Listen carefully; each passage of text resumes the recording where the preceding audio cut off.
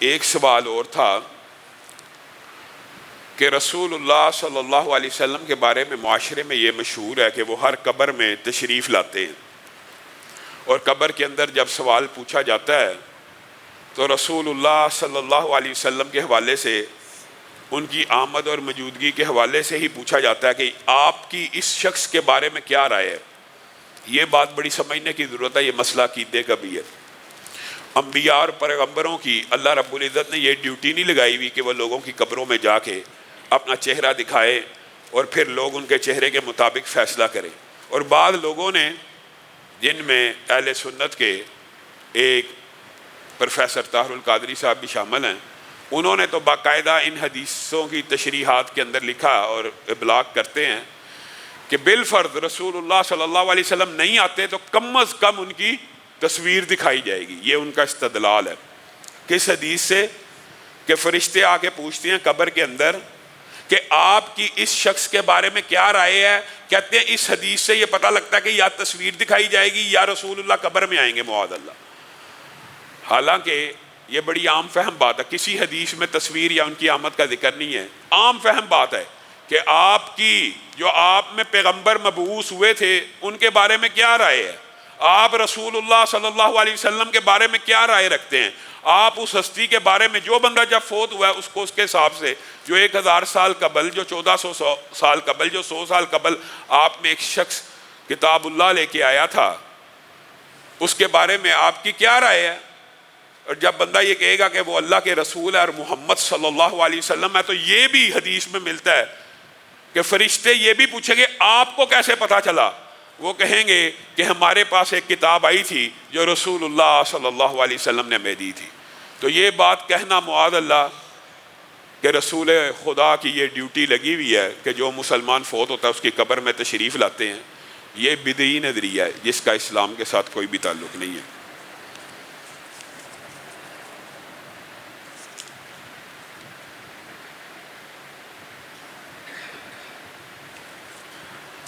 ایک سوال یہ ہے، اور یہ بھی عقیدے ہی کا مسئلہ ہے، اور اس کو بھی سمجھ لیجئے۔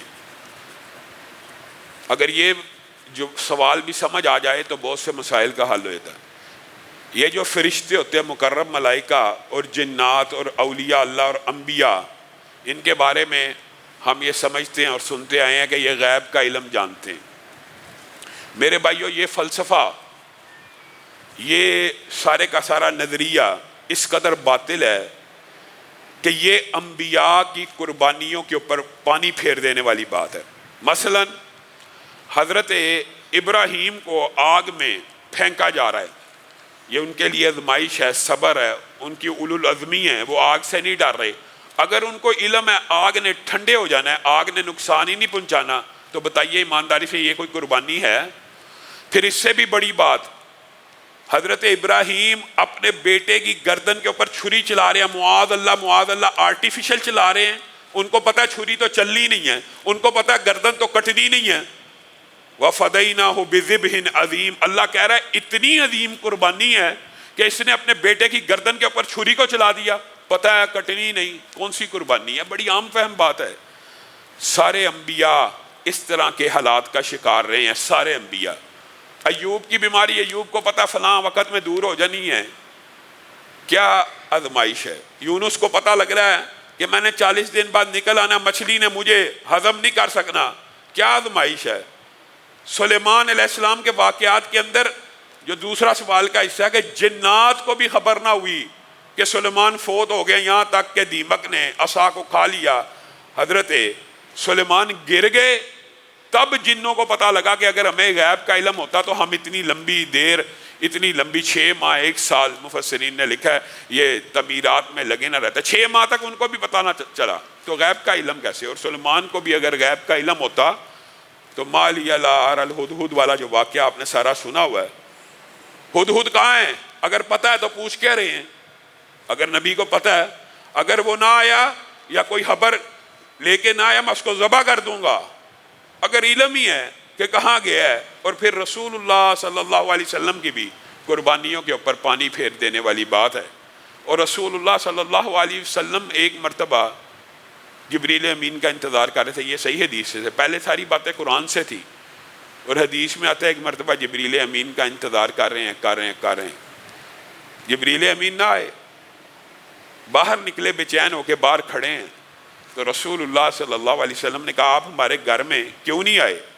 کہا آپ کے بستر کے نیچے ایک بچہ ہے، کلب کا یعنی کتے کا ایک بچہ ہے، اور فرشتوں کو یہ حکم دیا گیا ہے جس گھر میں کتے ہوں اور تصویریں موجود ہوں فرشتے اس گھر میں داخل نہیں ہوتے۔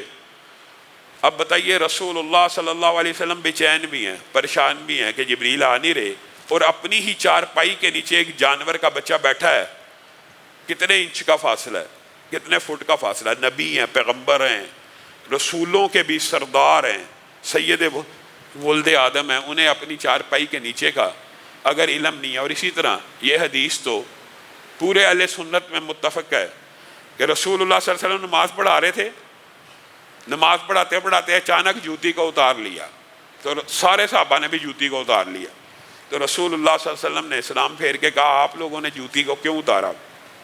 کہا آپ نے جوتی کو اتارا، ہم پہنے رہتے تو ہمارا تو ایمان ضائع ہو جاتا۔ کہا بات یہ ہے کہ میری جوتی کے نیچے کوئی غلاظت لگی تھی، مجھے علم نہیں تھا۔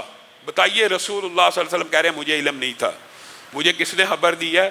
جبریل امین نے آسمان کی بلندیوں سے نازل ہو کے دوران نماز مجھے کہہ کے جوتی کو اتار دیں، اس کے نیچے کچھ لگا ہوا ہے۔ رسول کے پاؤں کے نیچے جوتی موجود ہے اور اس کے نیچے اگر کوئی غلاظت لگی ہے اس کا علم نہیں ہے، جو واقعہ ہو چکا ہے، غیب مستقبل کے حوالے سے کہتے ہیں۔ ہاں علی بتا یہ بات درست ہے کہ اللہ تعالیٰ غیب کی، مستقبل کی جو مرضی بات جس پیغمبر اور رسول کو بتانا چاہتا ہے بتا دیتا ہے۔ رسول اللہ صلی اللہ علیہ وسلم کو جنت کے حوال بتا دیے، جہنم کے حوال بتا دیے۔ میرے بھائیو یہ غیب کی خبریں اس طرح نہیں ہوتی، یہ اللہ نے قرآن پاک میں آپ کو بھی بتلا دی ہیں، آپ سب کو بھی آگاہ کر دی ہے۔ تو اس سے یہ مراد لینا کہ انبیاء کلی طور پہ علم غیب جانتے ہیں، یہ عقیدہ درست نہیں۔ کلی طور پہ علم غیب صرف اللہ ہی کی ذات کو ہے کہ کل کیا ہونا ہے، پرسوں کیا ہونا ہے، ترسوں کیا ہونا ہے۔ خود رسول اللہ صلی اللہ علیہ وسلم نے کہہ دیا تھا کہ میں تمہیں بتاؤں گا کل ان 3 سوالوں کے جواب۔ پہلی بات سوالوں کے جواب آتے ہوتے تو اسی وقت بتا دیتے، بات کا کہا اور پھر انشاءاللہ نہیں کہا تو اللہ تعالیٰ نے پوری کی پوری صورت کے اندر اس بات کا ذکر کر دیا کہ آج کے بعد آپ نے انشاءاللہ کے بغیر کوئی بات نہیں کرنی۔ اور یہ بھی بات انشاءاللہ کی اگر آئی ہے تو یہ بھی سن لیجئے، رسول اللہ صلی اللہ علیہ وسلم کے پاس بعض صحابہ آگے اور آگے کہنے لگے جو آپ چاہیں اور جو آپ کا رب چاہے۔ کہا قل ما شاء اللہ وحدہ اجعلتنی للہ ندا، جو میں چاہوں اور جو میرا رب چاہے۔ قل ما شاء اللہ وحدہ، آپ آج کے بعد یہ کہو جو اللہ چاہے۔ اجعلتنی للہ ندا، کیا آپ مجھے اللہ کا شریک ٹھہرانے لگے ہیں؟ رسول اللہ صلی اللہ علیہ وسلم صرف مشیت میں بھی اللہ رب العزت کے ہمراہ شریک نہیں ہونا چاہتے، اور ہمارے معاشرے میں انبیاء تو دور کی بات، اولیاء کے بارے میں اور لوگوں کے بارے میں یہ عقیدہ پایا جاتا ہے وہ سارا ہی غیب جانتے ہیں، وہ کل کے حتیٰ کہ جو کاہن جادوگر ہوتے ہیں جو صرف اندازے اور قیافے لگاتے ہیں آپ کے ماضی کی کچھ باتیں آپ کو بتا کے، ماضی کی بات غیب نہیں ہوتی، ماضی کی بات کا قرین اور شیطان واقف ہوتا ہے، وہ اس کے قرین اور شیطان کو وہی کرتا ہے بھائی یہ کام کر کے آیا، یہ کر کے آیا، یہ کر کے آیا ہے، وہ ان میں سے چند باتیں اس کو بتاتا ہے، تو گھر سے یہ کھانا کھا کے آیا، وہ کہتا ہے یہ جی بڑا پہنچا ہوا بزرگ ہے، وہ بے ایمان جادوگر ہے، وہ کاہن ہے۔ اسی لیے امام ابن تیمیہ نے کہا تھا کہ جو ہواؤں میں اڑے، جو آگ اور پانی پہ چلے، اس کو ولی اللہ نہیں ماننا بلکہ اس کو جادوگر مان کے اس کی شرعی سزا قتل کرنا ہے۔ ہم ہواؤں میں اڑنے والوں کو، پانیوں پہ چلنے والوں کو، شعبدہ بازی دکھانے والوں کو، آگ کے اندر چلنے کا دعویٰ کرنے والوں کو اولیاء اللہ سمجھتے ہیں۔ یہ جادوگر اور جنات کا چکر ہوتا ہے۔ اولیاء اللہ کو یا ولی اللہ کوئی ایسا عہدہ اور منصب نہیں ہے کہ جس کو کلیم کیا جائے، اور نہ ولی اللہ کو یہ پتہ ہوتا ہے وہ ولی اللہ ہے، نہ ولی اللہ کو یہ کلیم کرنے کی ضرورت ہوتی ہے کہ میں ولی اللہ ہوں۔ یہ منصب نبوت نہیں ہے، منصب نبوت کو کا ابلاغ کیا جاتا ہے، میں نبی ہوں میرے اوپر ایمان لے کے آؤ۔ ولی اللہ کا یہ منصب ہی نہیں کہ لوگوں کو کوئی میں ولی اللہ میرے پہ ایمان لے کے آؤ، یہ منصب ہی نہیں ہے، یہ اس کی ڈیوٹی نہیں ہے۔ اور یہ بھی علماء نے ایک نشانی لکھی ہے، جو بندہ خود کو ولی اللہ کلیم کرے وہ کبھی ولی اللہ نہیں ہو سکتا، جو خود کو ولی اللہ کہے وہ کبھی ولی اللہ نہیں ہو سکتا۔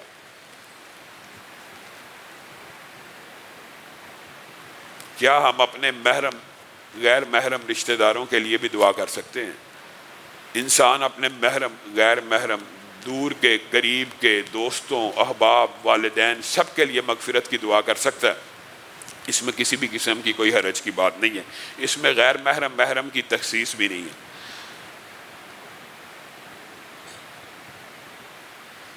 وفات پانے والے بچے جنت میں اپنے والدین کا انتظار کرتے ہیں، تو جو عورت حمل سے وہ 5ویں 6 مہینے میں اس کا حمل گر جائے تو ایسے ضائع شدہ بچے بھی کل قیامت کے دن ان کے منتظر ہوں گے۔ بالکل نبی کریم صلی اللہ علیہ وسلم کی جو حدیث ہے اس کے بارے میں محدثین نے بڑی تفصیل لکھی ہے، اور محدثین کا اس بارے میں جو راجح موقف وہ یہی ہے کہ 40 دن کا حمل جس عورت کو ہو جائے، 40 دن جب روح پھونک دی گئی، رزق لکھ دیا گیا، مدت لکھ دی گئی، جنڈر لکھ دیا گیا، اس کا نصیب قسمت لکھ دی گئی، بتا دی گئی، یعنی اس کے ذمہ لکھی تو یوم کتابت تقدیر میں، یعنی سپرد کر دی فرشتوں کے کہ یہ اس نے اتنے سانس لینے ہیں، یہ نیک ہوگا، بد ہوگا، اچھا ہوگا، برا ہوگا، جنس یہ ہوگی۔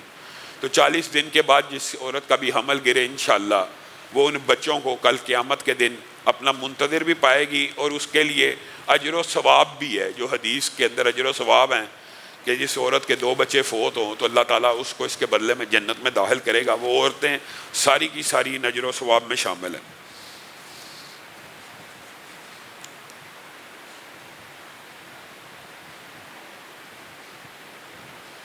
اگر کوئی شخص مسجد میں مصلی کی جگہ اپنے والدین، نانا نانی اور اپنے آپ کو شامل کر کے ثواب کی نیت سے خریدے تو جن جن کی طرف سے سوچ کے یا نیت کر کے وہ یہ عمل کر رہا ہے ان کو ثواب پہنچے گا۔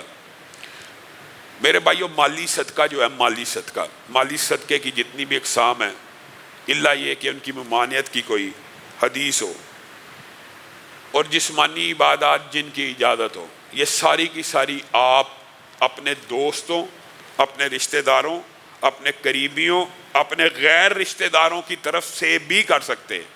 یہ مسئلہ بھی بعض لوگ یہ سمجھتے ہیں کہ میں نے اگر نیکی کا کوئی کام کیا اس میں اپنے والد، والدہ، دادا، دادی، نانا، نانی ہی کو شریک کر سکتا ہوں۔ جو مالی صدقے کی جتنی بھی اقسام ہیں، وہ آپ کا کوئی دوست ہے، آپ سمجھتے ہیں کہ اس کو اس وقت ضرورت ہوگی قبر کے اندر، اس کی طرف سے آپ کسی کو مالی صدقہ دے دیں، کسی کو کھانا کھلا دیں اس کی طرف سے، تو یہ جائز ہے۔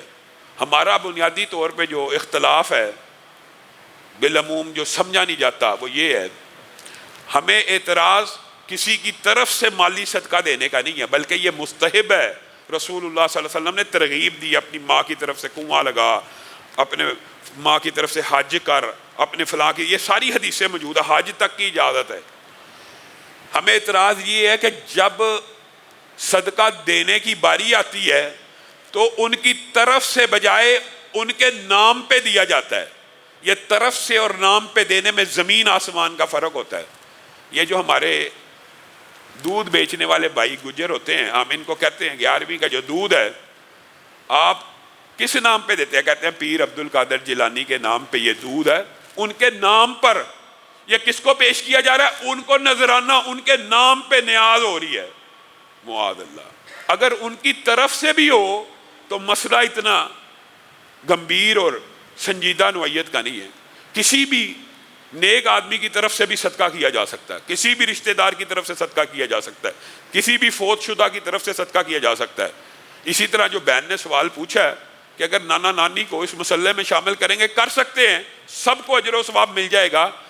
اور یہ سوچنا کہ شاید میرے اجر و ثواب میں کمی آ جائے گی، تو یہ تو رسول اللہ صلی اللہ علیہ وسلم کی حدیث واضح ہے کہ جو بندہ ایک روزے دار کو افطاری کرواتا ہے، ایک روزے دار کو، وہ اس روزے دار کی پورے کے پورے روزے کا اجر بھی لے اٹھتا ہے، اور اس روزے دار کے کیا اجر میں کمی آ جاتی ہے؟ کسی بھی، اللہ رب العزت کے خزانے لامحدود ہیں۔ تو یہ بات سمجھنے کی ضرورت ہے کہ غیر اللہ کے نام پر نظر نیاز، قربانی، مخلوق کو چڑھاوے چڑھانا یہ حرام ہے۔ اور اس بارے میں مشہور حدیث ہے کہ پرانی امتوں میں ایک درگاہ ہوا کرتی تھی، ایک بندہ وہاں سے گزرا، اس کو کہا یہاں سے چڑھاوا چڑھائے بغیر، نظر نیاز دیے بغیر تو نہیں گزر سکتا۔ اس نے کہا کیا چڑھاوا چڑھاؤ، میرے پاس کوئی چیز نہیں۔ انہوں نے کہا تخیلاتی اور تصوراتی طور کے اوپر ایک مکھی کو پکڑو، اس کو قربان کر دو۔ اس نے ایسا ہی کیا، اس نے ایک مکھی کو ایک درگاہ کے اوپر قربان کر دیا۔ ایک مکھی، مکھی کی کیا حیثیت ہے؟ یہاں پہ دودھ کی دیگیں، چاول کی دیگیں، ہر چیز چل رہی ہوتی ہے غیر اللہ کے نام پہ، ان کی طرف سے نہیں، ان کے نام پہ دی جا رہی ہوتی ہے، یعنی انہی کو پیش کی جا رہی ہوتی ہے۔ دوسرا آدمی اسی درگاہ سے گزرا، اس سے بھی یہ مطالبہ ہوا۔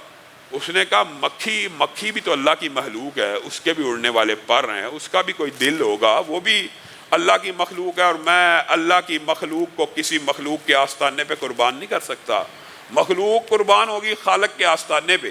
رسول اللہ صلی اللہ علیہ وسلم نے فرمایا، صحیح حدیث حسن درجے کی، کہ جس نے مکھی کو قربان کیا تھا، مکھی کو، وہ ہمیشہ جہنم میں جلتا رہے گا، اور جس نے مکھی کو قربان کرنے سے انکار کیا اس عمل کی وجہ سے جنت میں چلا جائے گا۔ اللہ رب العزت جو کہا گیا، جو سنا گیا، اس کو سمجھنے کی توفیق عنایت فرمائے۔ کل سے آپ نے جتنے بھی سوالات ہیں وہ پہلے سے لکھ کے رکھنے ہیں۔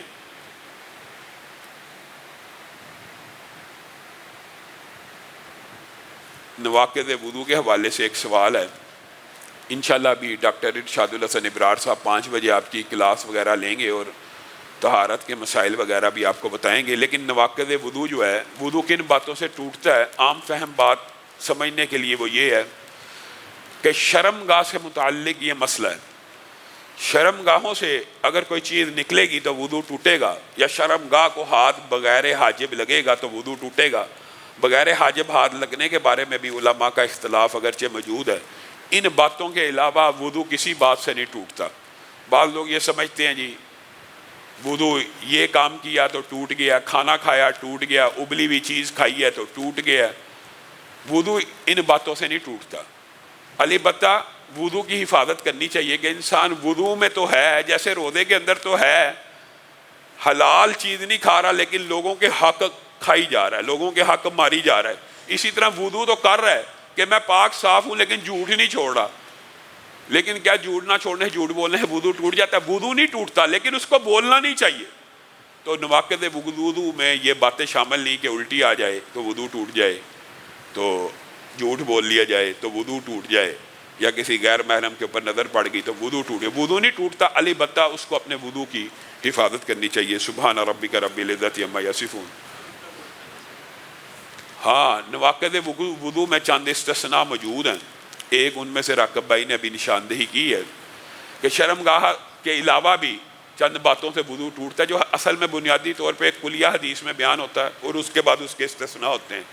انہی میں ایک اونٹ کا گوشت کھانا بھی ہے۔ اگر اونٹ کا گوشت کھایا جائے تو اس کے بعد وضو لازمی کرنا چاہیے۔ یہ بھی رسول اللہ صلی اللہ علیہ وسلم کی حدیث سے ثابت ہے۔ سبحان ربک رب العزت عما یصفون وسلام علی المرسلین۔